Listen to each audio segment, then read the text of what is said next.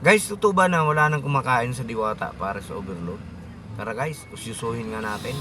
Ayan guys, dumating nga tayo rito sa Pasay ng 1:00 Ayun po yung dinat na natin guys. Sobrang dami ng tao.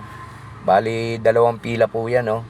Isang pila ng Paris, saka isang pila ng fried chicken. Sa fried chicken po ang medyo matagal ang pila eh. Siguro umabot kami rito kulang-kulang ng 1 hour. Ayan nga po guys, oh. Habang nakapila nga po tayo guys, yung apo ko si Nathan, no? Picture daw muna kami. Ayan, hinanap namin si Diwata para magpa-picture pero hindi namin nakita. Kaya dito na lang siya nagpa-picture sa tarpaulin ni Diwata. Oh, ayan. Gwapong gwapo. Habang nakapila po tayo guys, yung kasama natin na Paris ang in-order, ayan. Ninanamnam na nila yung sarap ng Paris. Dumating din yung ano natin, yung order natin. Talagang sulit din naman yung laki ng fried chicken. Ayan oh, nakaraming kanin daw siya eh. Nag-enjoy din talaga yung apo ko at nasarapan din. O habang kumakain nga tayo guys, kasama natin si Mystery Boys para mag-interview na rin ng ibang mga kumakain doon. Mystery Boys, pasok! Ano masasabi mo kaya? Dumami ba yan o kumonte yung tao? Ito lang din ma'am. Ganun pa rin dati? Naubusan at nadadagdagan din katupan. Taga saan kayo dito? Taliti, ormok liti. Eh, paano kayo nakapunta dito? Ano sinakyan nyo? Siyempre.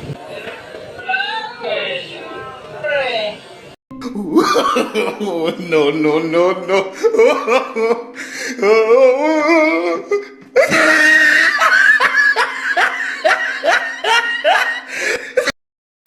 Anong feeling kuya? Anong pakiramdam? Parang pumipila lang sa feeding? Wow. Hindi mo masarap naman. Paano yung presyo? Sulit ba hindi? Sulit naman. Ayun daw, dumaya pa sila rito. Vlogger ako someday, sasama kita. Sige.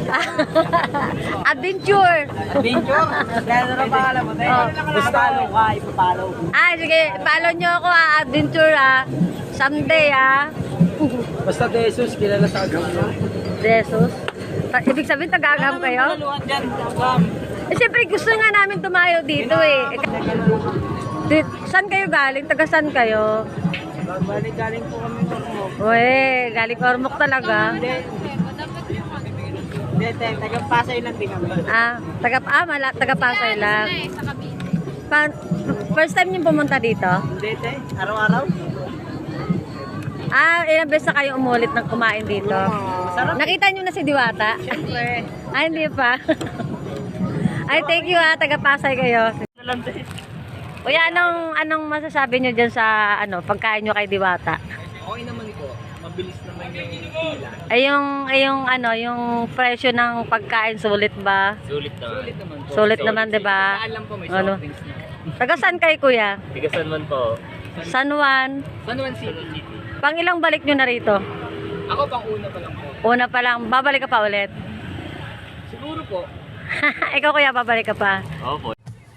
Ayun guys, matapos nga natin puntahan yung Diwata Paris Overload. Wala namang katotohanan guys na sinasabi nila na wala nang kumakain kay Diwata. Kitang-kita naman natin guys. Madaling araw talagang ang pila, grabe. Ito lang mayroon lang akong napansin doon. Hindi naman sa paninira kay Diwata. Ito'y para magawan niya rin ang paraan kung paano mas mapapaayos pa yung kanyang negosyo. Mayroong kakaibang amoy doon guys.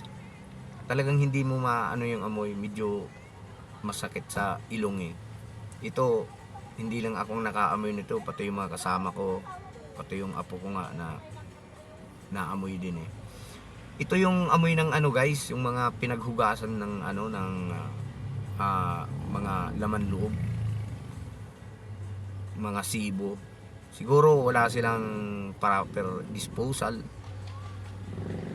walang proper na kanal doon, kaya umaalingaso yung amoy niya. Yun talaga yung amoy niya doon.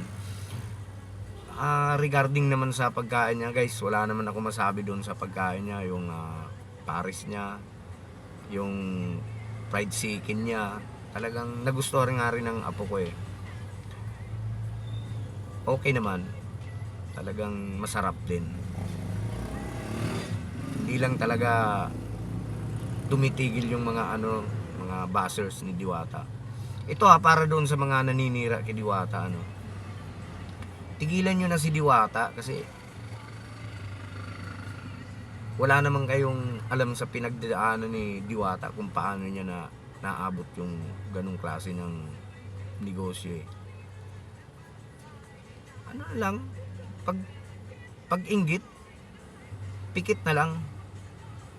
Dumiskarte ka na rin kung anong gusto mong diskarte sa buhay. Wala namang naghahadlang sa inyo kung anong diskarte nyo eh. Di ba? Saka yung mga guys na pumupunta doon na magpapa social doon. Alam mo, hindi yun ang tamang lugar para magpa-social kayo doon. Kakain kayo ng pares. Tapos magrereklamo kayo.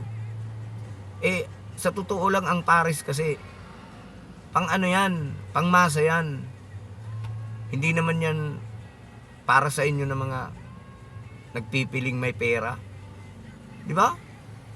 Doon kayo sa mamahaling restaurant pumunta para wala kayong reklamo. Di ba? Ewan ko ba? Na high blood lang ako sa inyo. Sige na nga.